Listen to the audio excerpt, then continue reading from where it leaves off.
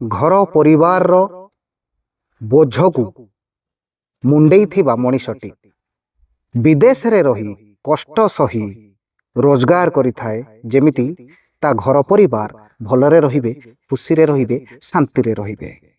विदेश रे रहुथिबा मनीषटीर मन ता घर परिवार प्रति सबुबेले गुड़े होउथाए बा मने पड़ुथाए। तथापि से सबु किछि कोहकु चापी रखी परिश्रम परे परिश्रम करि चाले टिकिए परिवार मुहरे हस देबा पाई। विदेश रे थाई मध्य से केबे भी निजको दुखी बोली कहा आगरे प्रमाण दिएनी बा निजेको दुखी बोली देखे हुएनी, बरं सबुबेले हस हस मुहरे परिवार पाई निजको समर्पण कर दे थाए।